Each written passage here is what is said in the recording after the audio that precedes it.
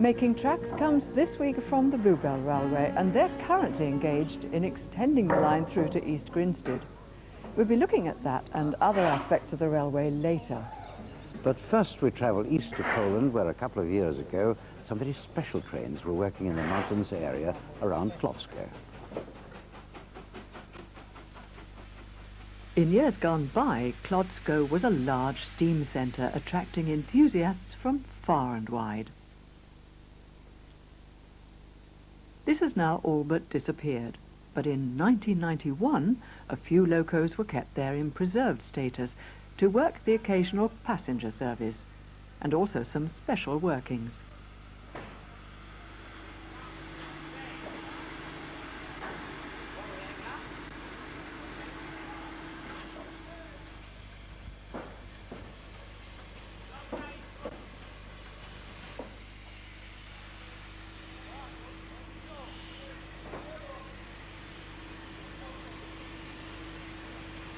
One such special was of German origin, and here we see one of Klockow's PT-47s speeding through Bardo with 2 coaches of German stock.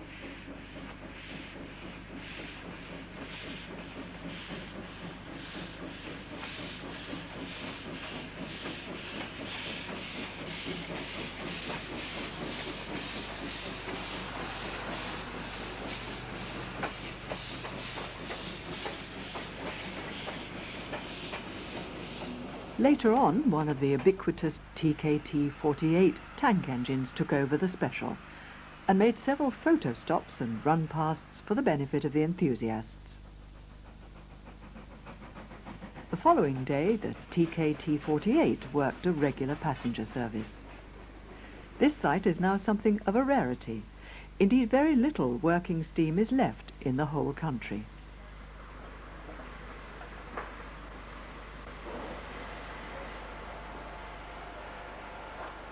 However, a Lesnica works not far from Wrocław still services steam locomotives, and in 1991 many engines were in various stages of repair and overhaul.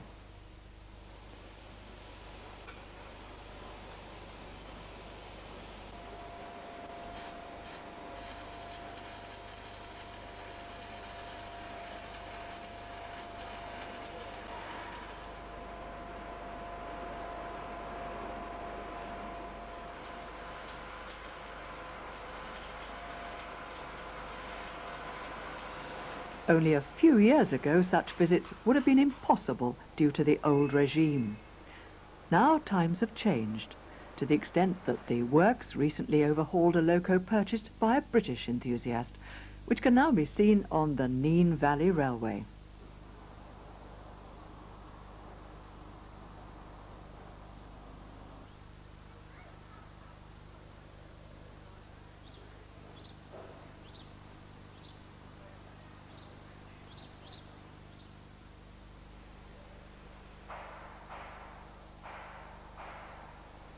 As well as being a fascinating place to visit, a Lesnica is also a very important centre. Works such as this, with the capability to service and build steam locomotives, are now very rare in Europe. And if it survives, it'll undoubtedly attract much contract work from many countries in the future.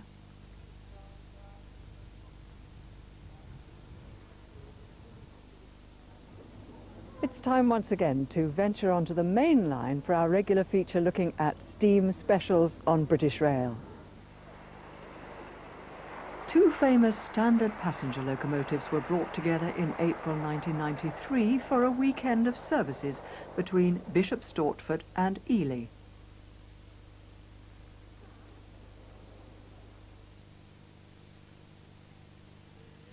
The honours were shared by Prototype Pacific Britannia and the unique three-cylinder express loco Duke of Gloucester.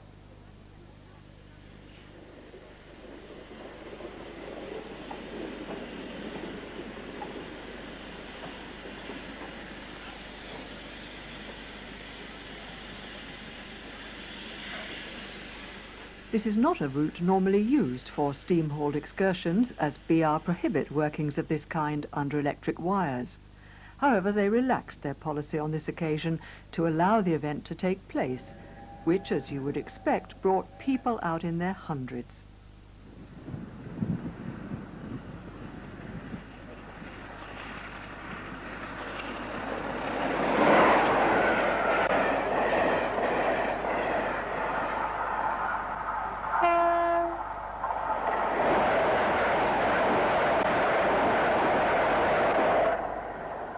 These powerful locos are a popular choice for mainline specials and should see frequent use in 1993.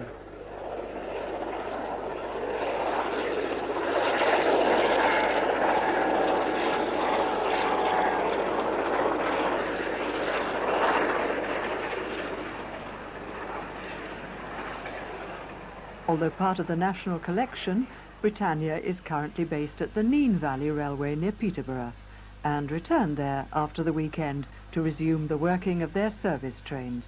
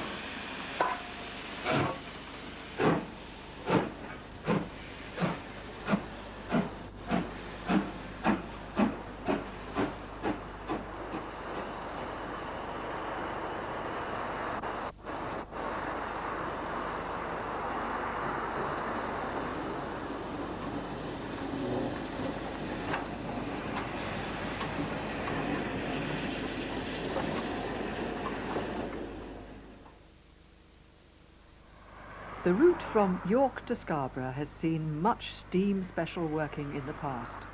The relatively low fares for 200 miles of steam travel attract many passengers.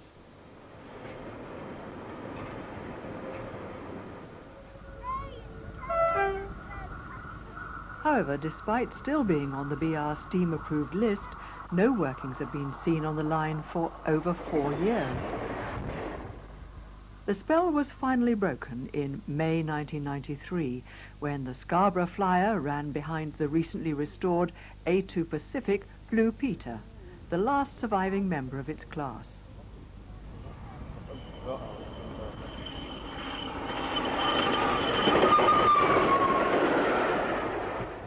Blue Peter is a powerful express passenger locomotive built after the LNER had been absorbed into British Railways following nationalisation in 1948.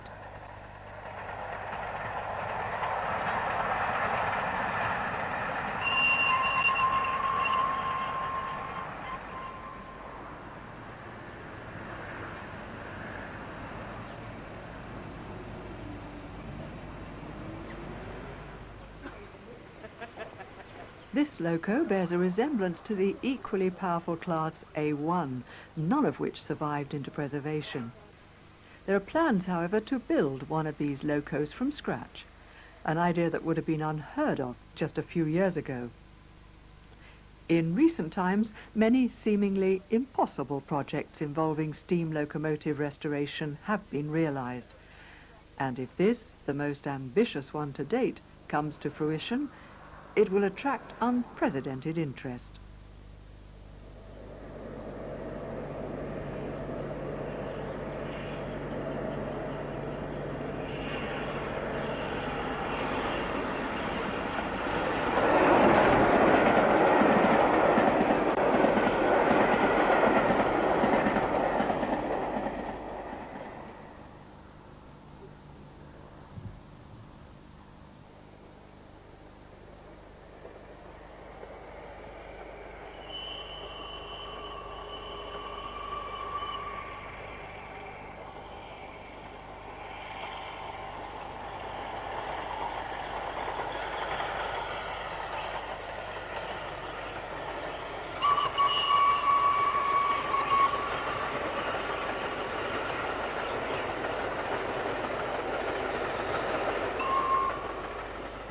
Well, here at the Bluebell Railway, a truly southern atmosphere is created because this is a railway whose large locomotive fleet is made up almost entirely from its own home territory.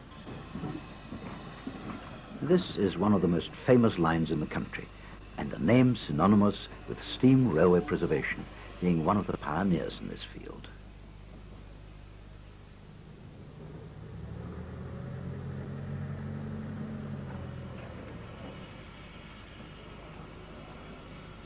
Since its founding in 1960, southern locomotives have been used beginning with small tank engines in keeping with the branch line atmosphere.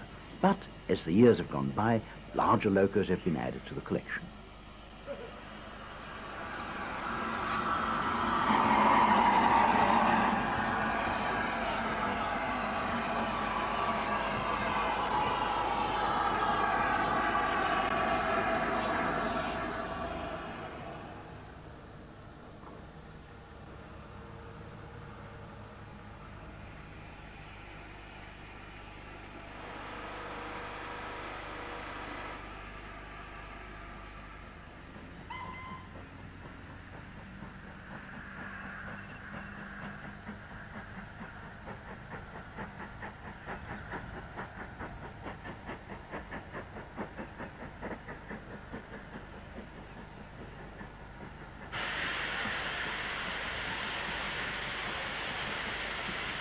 Initially running 5 miles from Sheffield Park to Horsted Keynes, the railway has always been in need of a longer line for its operation, and this will soon be realised with the completion of the extension through to East Grinstead, seeing steam locos working once again over this magnificent viaduct.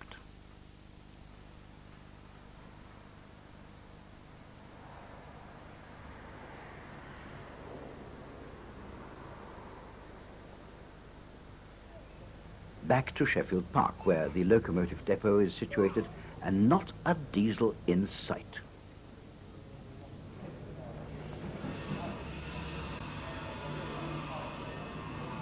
Will come from the southern region of the R, in keeping with the tradition of this superb line.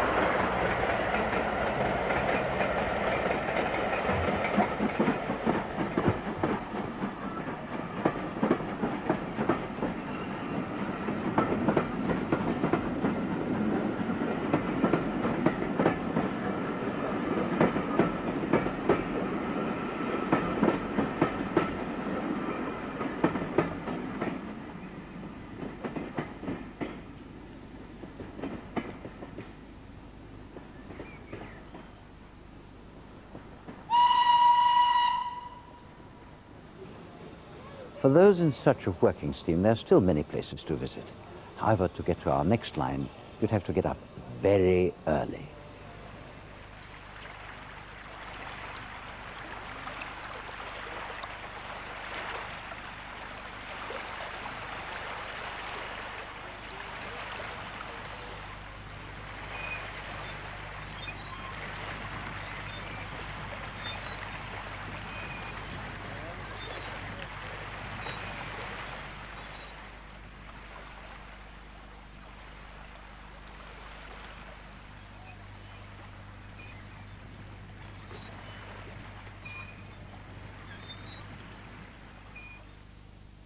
Down at the tip of South America is a remarkable line, for not only is it the most southerly railway system in the world, It's also probably the longest colliery line in existence, and it's 100% steam operated.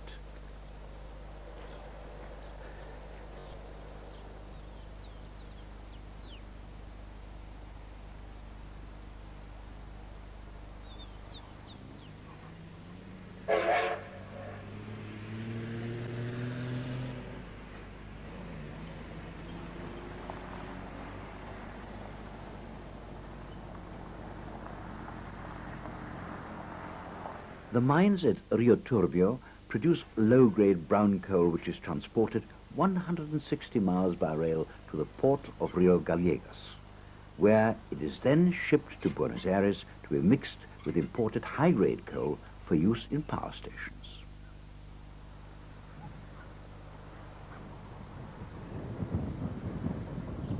A fleet of 20 Japanese-built steam locos are on hand to provide the transport, and are interesting in the respect that they were subjected to much modification by L.D. Porter, who is well known for his work on improving the efficiency of steam engines.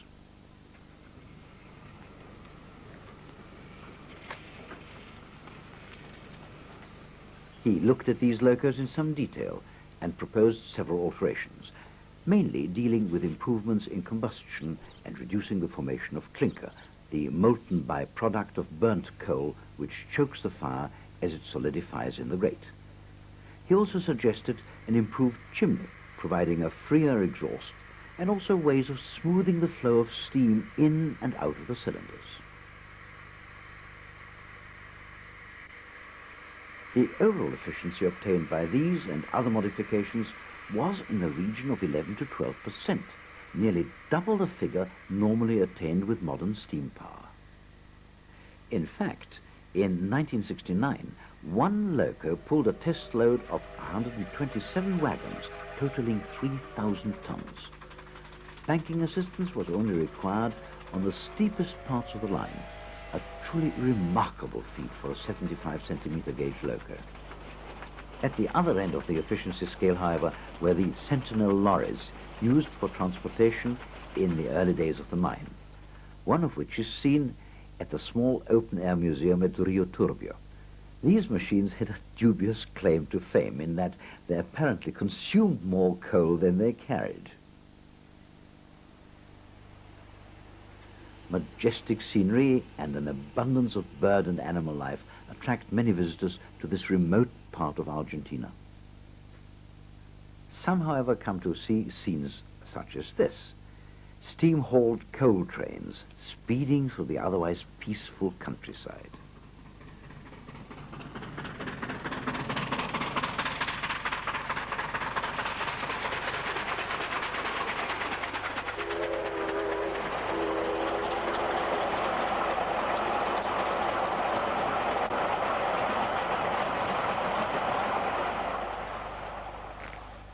The coal mines are the sole reason for this line's existence, and like many countries, the threat of closure is ever present.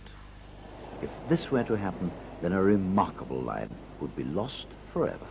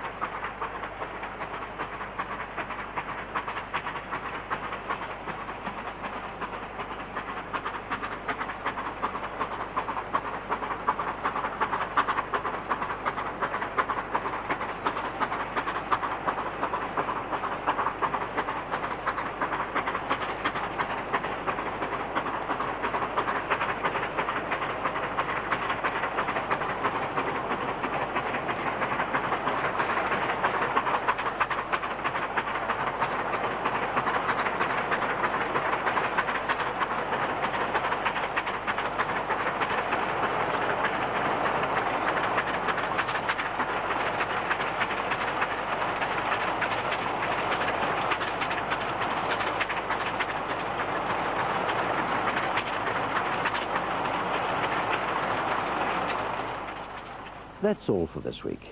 In the next programme, the Kent and East Sussex Railway will be featured, as well as the DR-Kimberley line, where sadly working steam came to an end in 1992. However, a country where working steam is very much alive is Pakistan, and we'll be looking at this fascinating country and its railway in some detail. So until next week, goodbye. Goodbye. And Making Tracks returns on Monday afternoon at the same time, 1:45.